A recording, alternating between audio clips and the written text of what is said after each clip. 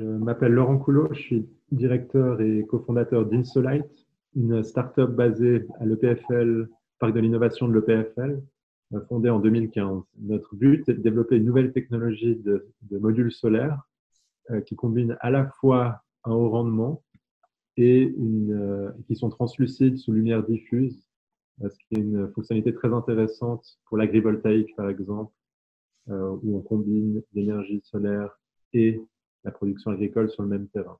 Les trois fondateurs, donc Florian, Mathieu et moi, sommes issus de l'EPFL. On a tous fait microtechnique, donc on a un lien très fort évidemment à l'école.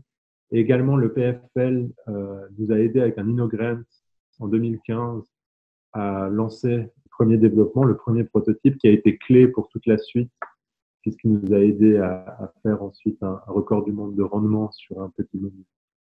Donc, des liens très forts à l'EPFL, on est toujours basé ici et on est très fiers évidemment d'être issus de l'EPFL. Nous avons développé une nouvelle technologie de module solaire qui se base sur un système optique qui concentre la lumière un petit peu de la même façon que des loupes, c'est-à-dire qu'on arrive à créer un point lumineux 200 fois plus petit que la surface optique. Et cela permet en fait d'utiliser des cellules qui sont au départ très chères, qui sont principalement utilisées sur les satellites, et de les rendre abordables parce qu'on utilise beaucoup moins de semi-conducteurs. L'innovation clé de notre système, c'est qu'il n'y a pas besoin de tourner le module face au soleil. Il peut être monté à plat sur un toit à orientation fixe, sans que le module doive bouger dans un panneau de 50 mm d'épais. L'autre aspect clé, c'est que ce panneau peut agir comme un filtre pour la lumière directe, c'est-à-dire qu'on peut bloquer la lumière directe et récupérer l'énergie photovoltaïque et laisser passer la lumière diffuse et utiliser à ce moment-là le panneau comme ombrière au-dessus de culture. Et c'est ce marché d'agrivoltaïque qui est le principal intérêt pour Insolite qui utilise cette fonctionnalité. Le panneau a un très haut rendement. Il a été validé à 29% par l'Institut Polytechnique de Madrid en 2018. Et désormais, on a notre première série de modules avec cette performance qui est en train de sortir.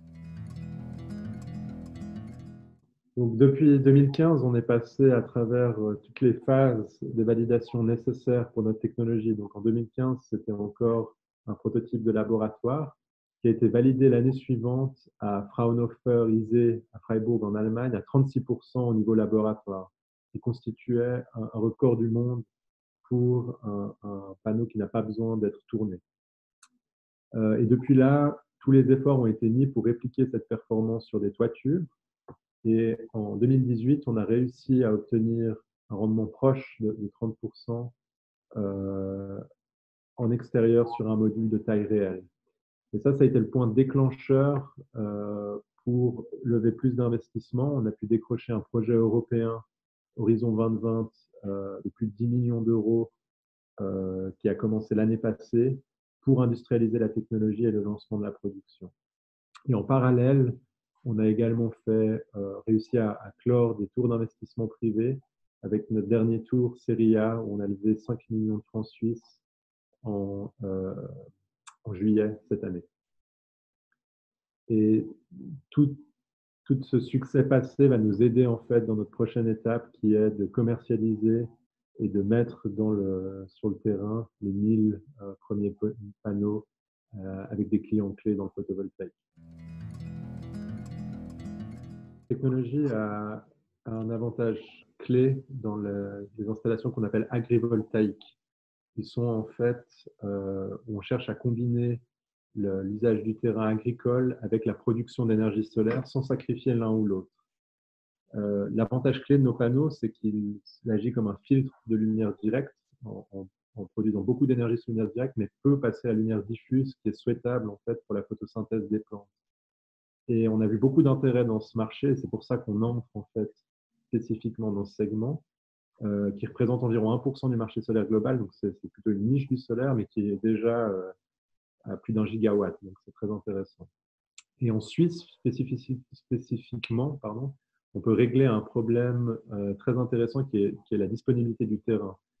On manque de terrain pour faire des déploiements solaires à grande échelle, on n'a pas envie de sacrifier nos terrains agricoles, et nos panneaux pourraient être montés soit sur des serres, soit sur des cultures en ligne, pour remplacer les systèmes de tunnels ou d'ombrières qui sont déjà existants et vraiment avoir une double fonctionnalité de protection des plantes d'excès de lumière, typiquement les framboisiers, mais aussi de génération d'énergie conséquente avec une grande centrale solaire. C'est spécifiquement pour la Suisse un des enjeux majeurs de la transition 2050, c'est d'arriver à faire des déploiements d'échelle sans dégrader l'aménagement du territoire ou sacrifier des terrains agricoles. Notre vision n'est pas de devenir un fabricant de panneaux solaires, on veut travailler avec des entreprises établies du secteur, des producteurs qui peuvent en fait donner les garanties bancaires nécessaires pour nos modules. Et notre but est toujours d'être un peu les architectes de cette nouvelle technologie, de l'améliorer au cours du temps et surtout de faire des déploiements d'échelle. Le but de l'équipe, c'est vraiment d'arriver à déployer autant que possible ces modules et trouver des cas d'utilisation intéressants où le solaire actuel, conventionnel, n'est pas satisfaisant. Se concentrer sur ces cas-là, typiquement dans l'agrivoltaïque.